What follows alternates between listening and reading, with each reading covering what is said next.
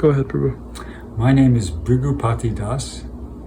I was joined about in the middle of April 1973, and I got first initiation from Srila Prabhupada towards the end of 1973, and second initiation at the Mayapur Festival in 1976.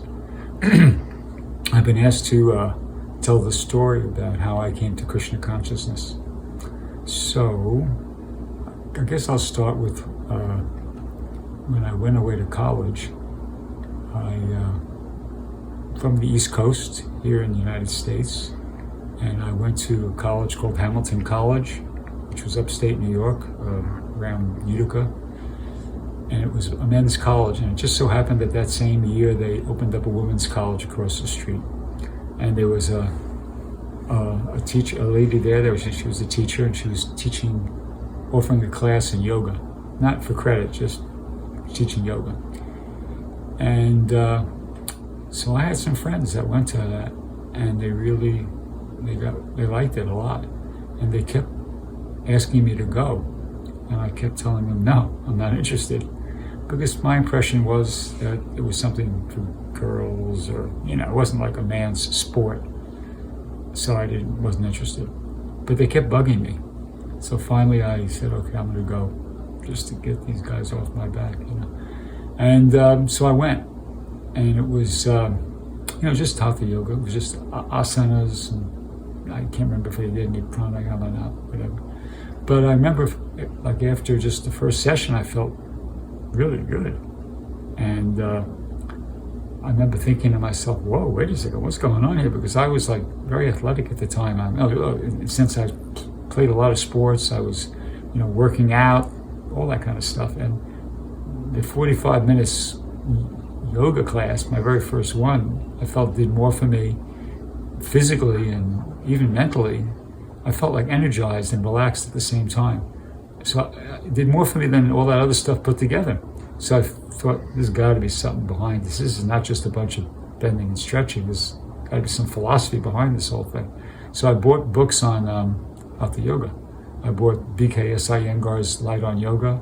I bought the complete book of yoga by Swami Satchidananda, I think, maybe one or two others. And yeah, sure enough, in the introduction, there was always philosophy, and there was always mention of Bhagavad Gita. So eventually, I got Prabhupada's Bhagavad Gita. And that was the beginning of the end. Now, that was the beginning of my coming to Krishna consciousness. I remember I actually went to a bookstore to buy a Bhagavad Gita, and I was looking at, they had about a half a dozen different Bhagavad Gitas there, and the ones that I was looked substantial were kind of $30, $35 like that, and there was some smaller ones which were less expensive, but I actually read a couple of those already. I wasn't kind of so interested in them. And then I came across this one Bhagavad Gita, which was big, thick Bhagavad Gita. It had pictures in it. It had Sanskrit in it. And I thought, oh, okay, this looks pretty interesting. I started reading it, and I thought, whoa, wait a second, no, this is heavy duty. Because right away, I can't remember where I opened, but immediately the message came through that give up sense gratification, at the body, and I could see this was serious stuff. And I thought, whoa, no, I'm not interested in this kind of thing. But then I looked at the price, and it was $4.95. So I thought, oh, well, okay, it's such a great deal, I got to take it. So I bought Prabhupada's Bhagavad Gita, the Macmillan edition, I guess. And I used to make myself read it, and I did that for a while, but then at some point I stopped. And but then I kept meeting devotees. I met devotees outside of St. Patrick's Cathedral in Manhattan, and I remember they were chanting, and one of them started to approach me to give me something, I guess a book or something. And I felt very embarrassed, and I tried to avoid him. I actually walked across the street to avoid the devotees, and somebody came after me. And so anyway, I told this devotee, no thank you. But then he left, and I noticed there was a card on the floor, and I picked up that card, and it said the Krishna consciousness is a simple and sublime process for reviving our original nature, which is completely spiritual, by chanting the holy names of God, reading potent scriptures like the Bhagavad Gita, and eating food which has first been offered in love and devotion to Krishna. One can easily attain the platform of eternality, knowledge, and bliss. The devotees of Krishna invite you to try this. So I thought, I was impressed by that. I thought, wow, that's pretty far out. So that was like a contact.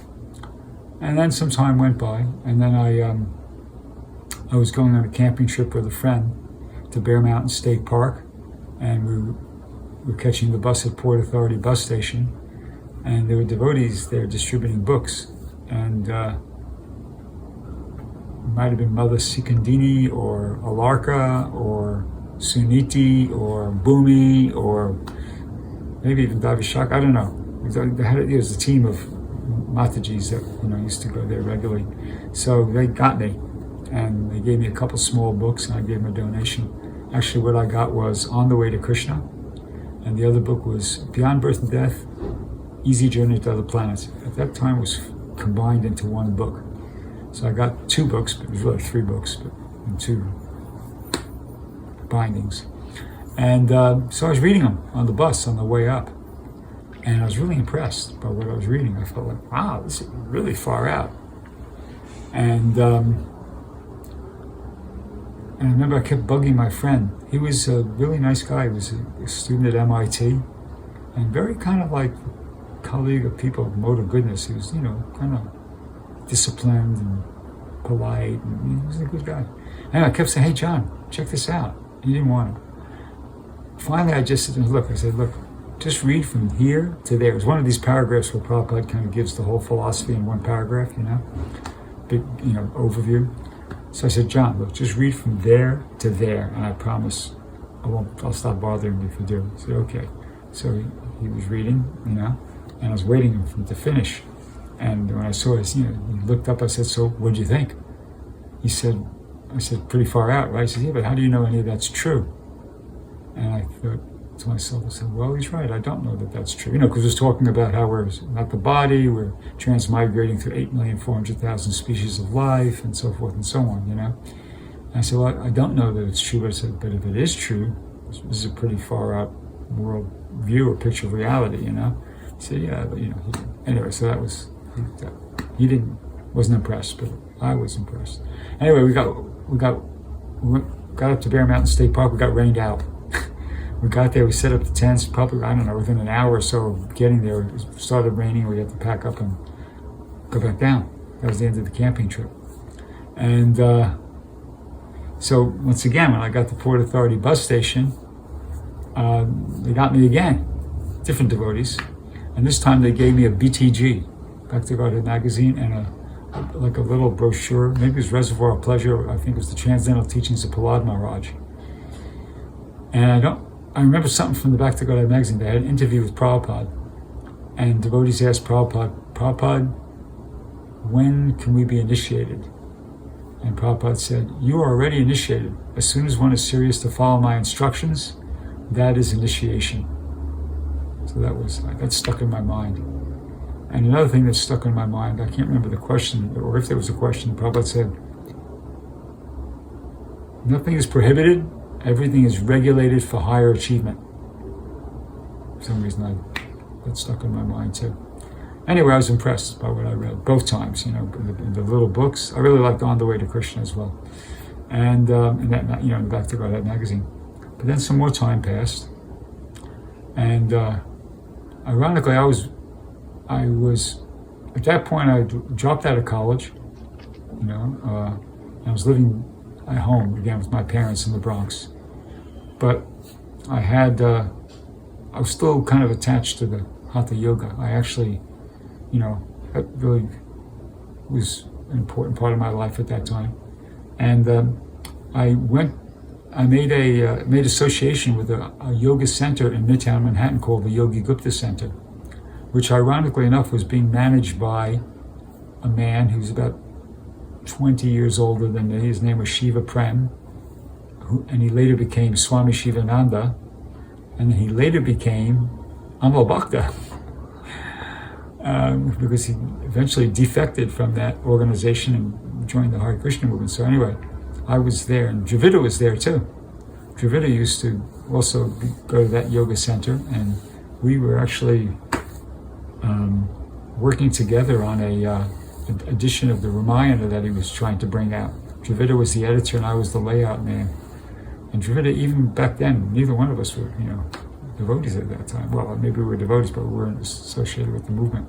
And he was, reading it, and he was always interrupting me, and he said, hey Jeff, listen to this, and he'd read me some passage from the Ramayana. And, I kind of found that interesting, that even before he actually officially became a devotee and moved into the temple, he had this taste for Krishna Katha. So anyway, one day I was going home back to the Bronx. This place was in Midtown Manhattan. So I was it was a Friday, and it was about 4:00 in the afternoon.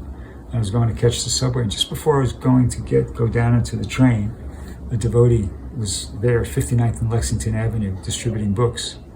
And so he stopped me and he did his sales pitch, and he handed me the teachings of Lord Chaitanya, and he asked for a donation. I said, okay. And I gave him a donation, about $7 or whatever. And he asked if I could give a bit more, and I gave a bit more. And then he asked if he could give me his own personal copy as opposed to the one he'd given me. Basically, he took back the new one and gave me a used one. I didn't mind. I said, it's okay. So is it the same book? Because he got me interested, He said, yeah. I said, okay, don't worry about it. So I started reading it right away, Teachings of Lord Chaitanya. And I remember I was really impressed by that book. I don't know if I understood what I was reading or not, but it just made me feel good reading it. And I do remember liking the part about, when Rupa Goswami and Sanatana Goswami they saw Lord Chaitanya, I think it was at Prayag, and he was surrounded by thousands of people, and they offered their obeisances, and everybody was chanting and dancing and love of Godhead. I was kind of like, wow, this is pretty far out, And so I kept reading it. I was reading it on the subway because it was so crowded, I couldn't fall. We were packed like sardines. So if I I just fall onto another person and get propped back up again. So I just was reading it the whole time on the subway. And I read it as I was walking from the subway to my parents' apartment.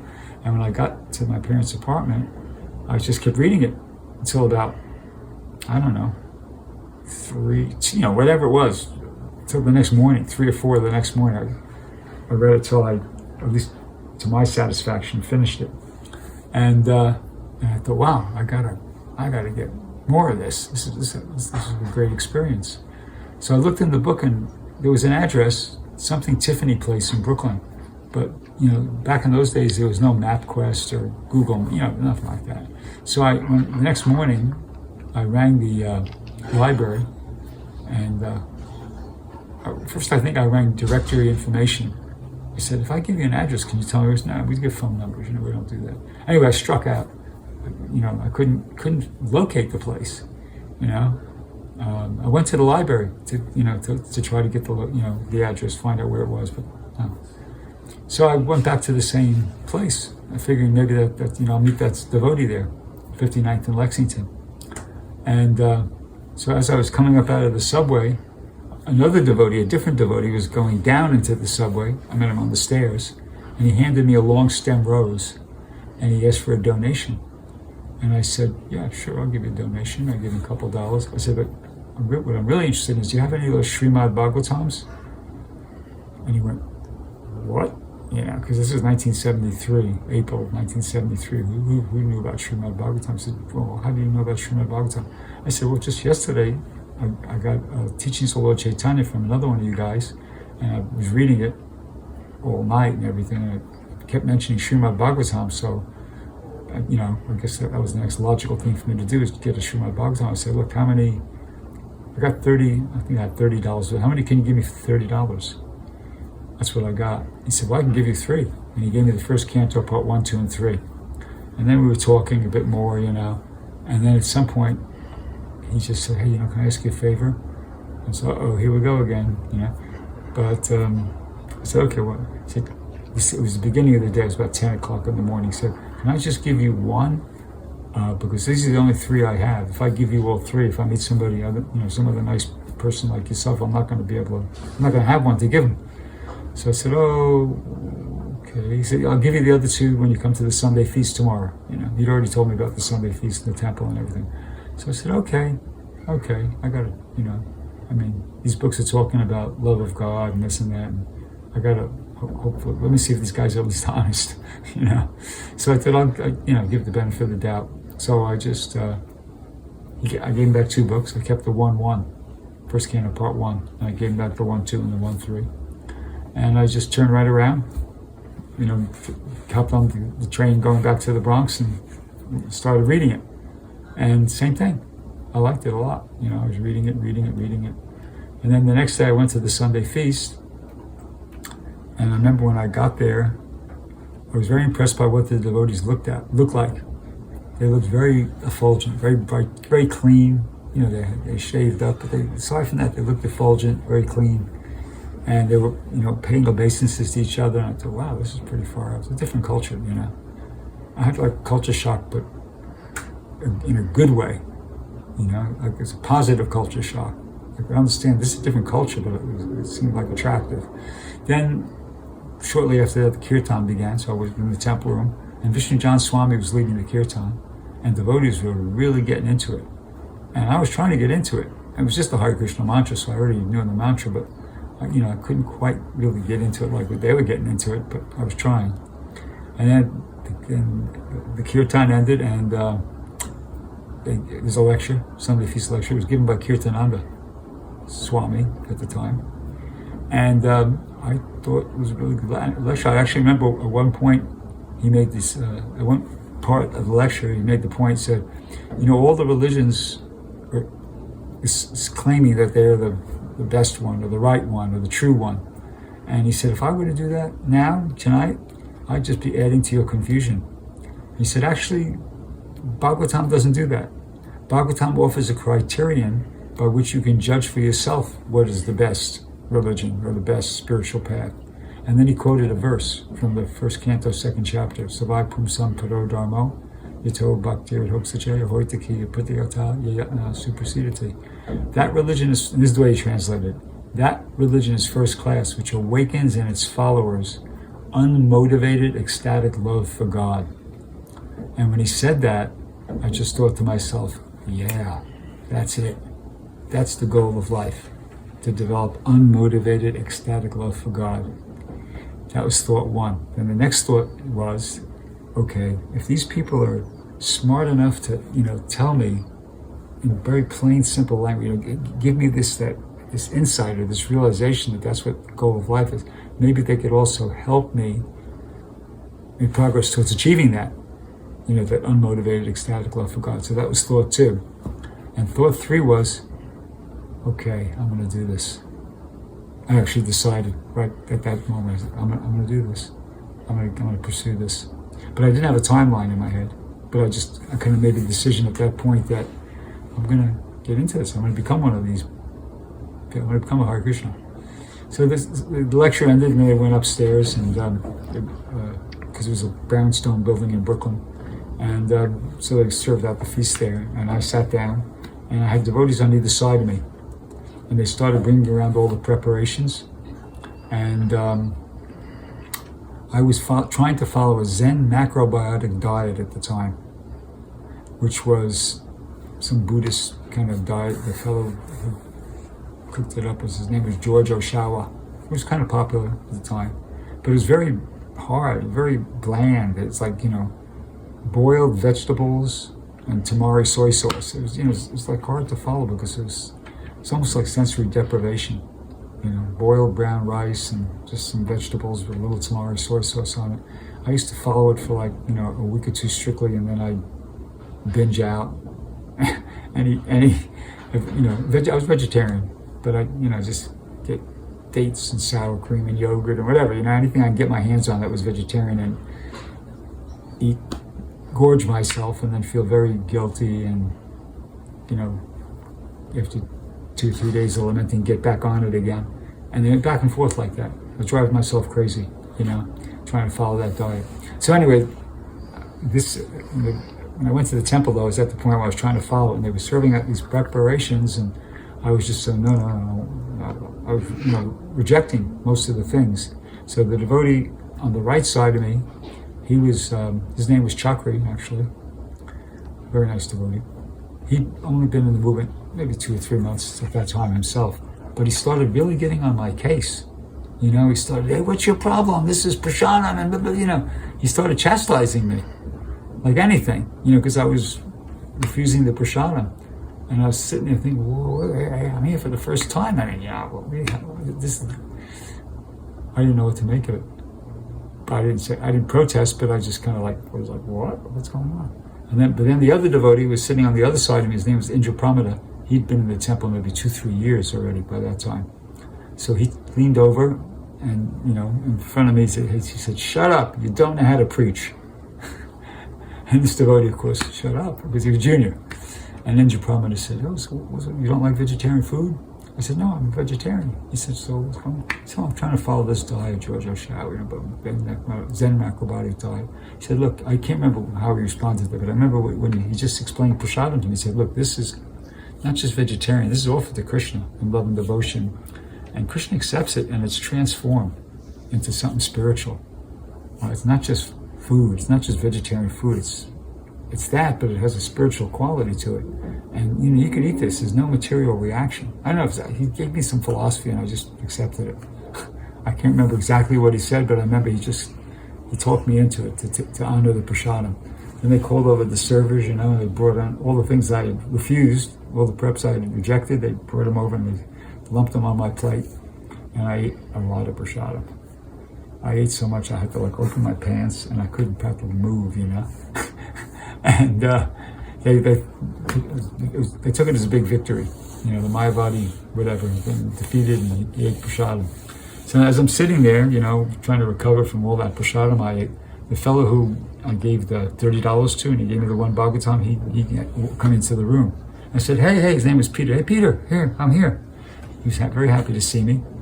And he, I can't remember if he gave me the 2 books that he owed me, or if he introduced me. I know he introduced me to Mother Daivi Shakti, because he was also a relatively new devotee. But he introduced me to Mother Daivi Shakti, who's famous for making devotees, throughout ISKCON. And she's in Vrindavan for many, many years now, and she's just a very big preacher. So she gave me, I think she gave me the books, the remaining 2 books, and she gave me a poster of Krishna and Balaram. It used to be on the cover of the back of the Krishna book. They're leaning on each other's shoulder. Very beautiful picture. And she gave me a 45 RPM record. And she was super nice to me, flattering me like anything, and you're so special, and you're such a nice boy, blah, blah, blah. But, she did a good job. I really liked her, And there was another devotee who was really nice to me. His name was Brajendra Nandana. And he was, I don't know if he was the temple commander, or he was already been in the movement a couple of years by then. He was also somebody that, went out of his way to be friendly and kind and encouraging to me. So, anyway, I went home, got, after the feast was over, 10:30, 11 o'clock, got on the subway, went back up to the Bronx. And by the time I got back there, it was probably 11:30. I wasn't tired. And I started marching around my room, chanting the Hare Krishna mantra, to the tune that I'd heard at the temple. Hare Krishna, Krishna Krishna, Hare Hare, Hare Rama, Rama Rama, Hare Hare. And I was just, marching around my room chanting it like that. And then after doing that for a few minutes, I hear a knock on the door. And I said, George, my dad, And he goes, Jeff, what are you doing? I said, I'm just chanting this mantra, learned it at the Hare Krishna temple early tonight. He said, yeah, okay, but you have any idea what time it is? I said, well, it's like 11:30, and your mother and I are trying to go to sleep. Do you think you could kind of, tune it down, tone it down? I said, oh yeah, sure, Dad, no problem. And so I stopped that. So I thought, okay, now what? Because I was wide awake. So I opened up the poster. I hadn't opened up the poster up until then. I opened up the poster and I saw the picture of Krishna and Balaram. And I remember I looked at it and I thought, wow, these are the two most beautiful people I've ever seen. I really, especially the facial features is what got me. Krishna's face and Balaram's face, I thought it was very beautiful. I still have that poster. Well, not that same one, but I got the same poster, but just, different printing. Anyway, I got it in my room on the wall. But, so then I thought, okay, let me check out the record. And so I put one side on, and I had a little record player that I, played it on. One side, the first side I put on was Govinda Jaya Jaya, Gopala Jaya Jaya, Radha Ramana Hari, Govinda Jaya Jaya. So I listened to that once through, and I thought, okay, that's nice, I didn't, feel anything special. But then I put on the other side, and I put it on, and it went, Govinda Madi Purusham Tamaham Bhajami, like that. And I went, wow. I thought that was the most beautiful music I'd ever heard, and I really loved it. And I was feeling like emotionally something. It was really, I liked it a lot, and so I played it again, and I played it. I was playing it again and again, and I liked it so much I wanted to hear it. I was turning up the volume a little bit, kind of with each play, each successive hearing. And so after, I don't know how many times I played it, maybe close to a dozen or something like that, on the door, it was my father again. Oh, I realized I'd blown it, because I kept turning the volume up. And he said, "What is your problem? You are really inconsiderate." I said, "Dad, I'm so sorry. I just, I was listening to this record. So don't worry, I'll be quiet."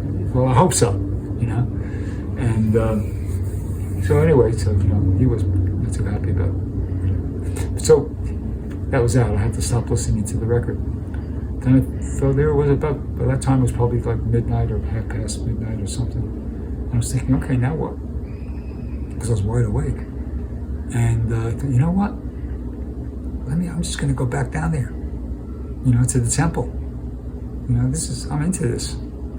So I rang the temple, and somebody answered, actually. Ironically, it was the fellow that I mentioned his name, Brajendra Nandana.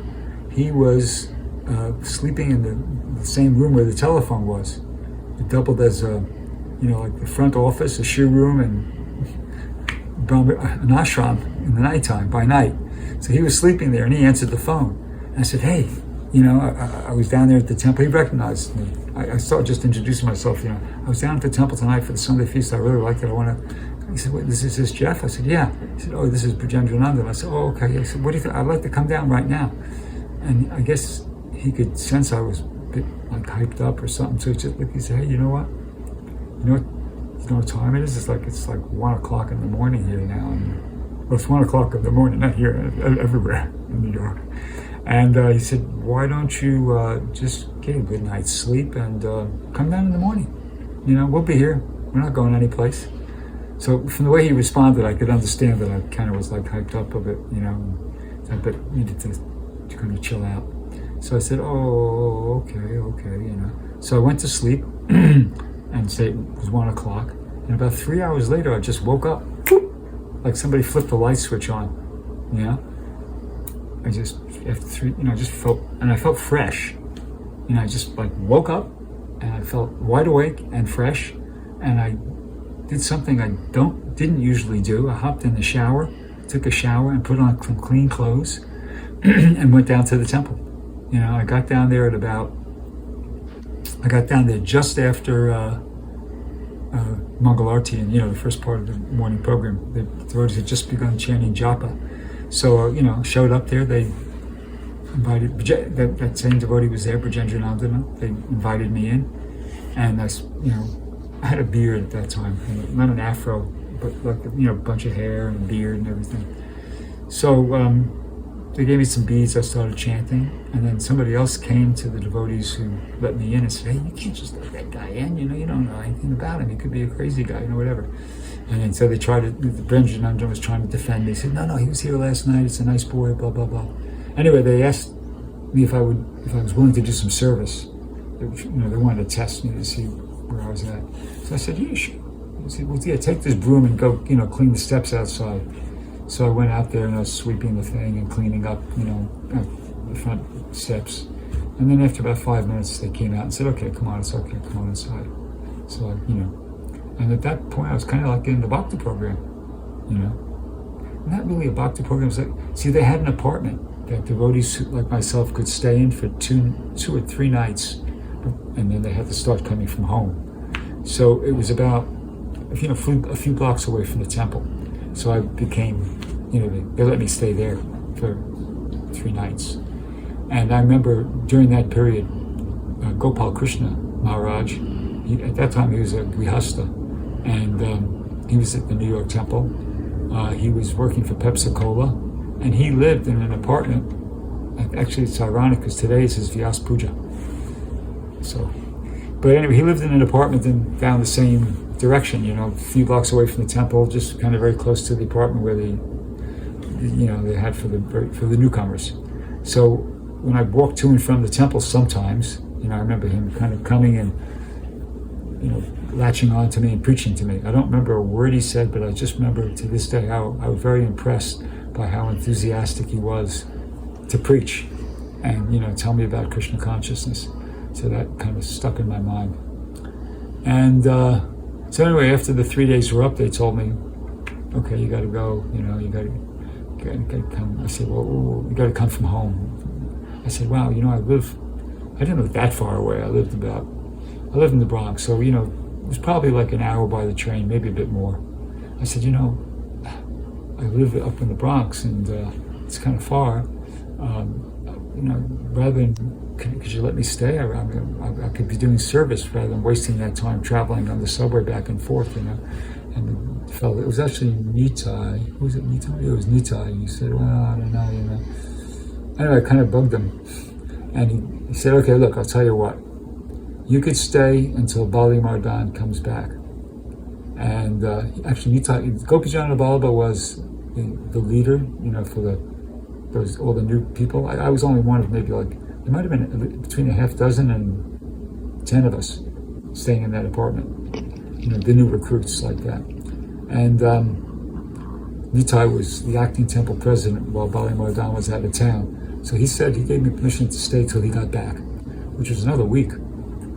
So by the end of that week, it was pretty obvious to, I think, a lot of devotees there that I was, seriously into trying to be a devotee.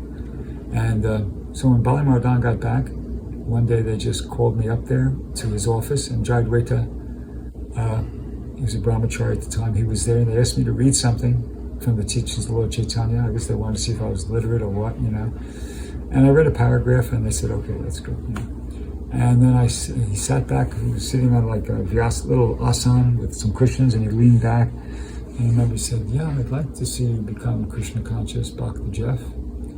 And, remember he seemed very blissful, and I felt kind of blissful. Anyway, he said I could stay. So at that point, I moved from that apartment into the ashram in the temple, and that was it. I never went back. Unfortunately, I didn't tell my parents right away. They were but I was always coming and going, They didn't see me for a while, but they weren't too freaked out because, by that point I was coming and going, and not being very communicative about what my activities, my movements were. But, so anyway, I joined at that point, and that's the story of how I came to Krishna consciousness. I think I don't know if I'm supposed to, I had I had one story I could tell about my early days in Krishna consciousness. I never got any real close association with Prabhupada, but I did get to ask a question once at the end of a Bhagavad Gita class. This was probably in late November or December 1973. Prabhupada was en route. Either he was going from London to Los Angeles, or he was going from Los Angeles to London, and he made a stopover in New York. And he gave a Bhagavad Gita class. it was like on a Wednesday afternoon or something like that. So they asked us to come back early. I was a Sankirtan devotee to come back to the Prabhupada's class. So anyway, at the end of the class, Prabhupada asked, are there any questions? And there were 2 questions. And Prabhupada was sitting on the Vyasa-san. He was leaning back on the bolsters, very, very relaxed, And he asked, are there any more questions? And nobody raised their hand. And I thought, okay. And then he asked the second time, are there any more questions? And I thought to myself, wow, come on, somebody ask a question. I mean, I was not initiated at that point. I remember I was still Bhakta Jeff. And there was, the devotees there in that room. There had been devotees 2, 3, 4 years like that, maybe 5, I don't know. But I was thinking, it wasn't my place to ask a question, but somebody should ask a question because it's obvious that Prabhupada wanted to keep speaking. At least that was obvious to me. So then Prabhupada, a third time, he asked, are there any more questions? Still just, sitting leaning back on the Vyasa-san, very relaxed. And I thought to myself, come on, somebody ask a question. This is embarrassing, You're embarrassing. I felt that they were embarrassing Srila Prabhupada. He wants to keep speaking, and they're not supporting him. So, but I looked around, nobody was raising their hand, so I raised my hand. And they called on me. And I said, I didn't really have a question, I had to think up a question right there, then and there on the spot. And, or maybe I thought about it a little bit before that, so anyway, I said, Prabhupada, could you say something about the mercy of Lord Chaitanya? And I guess I didn't speak up loudly and clearly enough. So Prabhupada, he was, once again, he was sitting on the Vyasa-san. He looked over at Shruti Kirti, who was his servant, and he made a face like, what did he say? I couldn't hear what Prabhupada said, but I could see from the facial expression that, something like that. So Shruti Kirti came forward, and he came up very close to Prabhupada and said something into his ear. And then Prabhupada, after he did that, then Prabhupada, everything changed. Prabhupada sat up very straight, sat up very straight on the Vyasa-san, and he said, it is already said, Padam Vijayate Shri Krishna Sankirtanam. So, continue doing Sankirtan, and you'll be victorious. And that was it. He didn't ask for any more questions. That was that, And I was kind of like flabbergasted. So, whoa, what happened? Did I just get chastised? Or what happened? I didn't know it hit me. That expression? That's how I felt. I didn't know it hit me. And a devotee came over to me, whose name is Padmanabha. He was a Grihasta, obviously he was already initiated. And he said, congratulations, Bhakta Jeff. I said, what do you mean? He said, you just got a personal instruction from Srila Prabhupada. I said, okay. That made me feel better. But anyway, I have kind of meditated or looked back on that incident many, many times. And at times, there have been times when I had to choose between just continuing doing Sankirtan or doing some other service. And remembering that incident, what happened, I chose, Prabhupada said continue doing Sankirtan and you'll be victorious. And so I decided to continue doing Sankirtan on the basis of that. And also, I've also over the years meditated, what did Prabhupada mean that I'll be victorious? I don't think he meant that I'll be the biggest Sankirtan devotee in the movement, or whatever, or maybe I was, for a long time I was thinking, it means I'll get out of the cycle of birth and death. But then recently I had the realization or whatever, the thought that means that, I'll reawaken my dormant love for God. That's victory. That's the real victory. Prema Pumartha Mahan. Real victory is to reawaken your dormant love for Krishna. So now that's my understanding, that if I continue doing Sankirtan, I'll be victorious, and that victory will be by the mercy of Prabhupada, by the mercy of Parampara and Lord Chaitanya and his associates. I will be blessed with Krishna Prem. So I'm currently a Sankirtan devotee, that's my service, and I'm hoping I can continue until my last day. So that's everything. Thank you very much. Hare Krishna.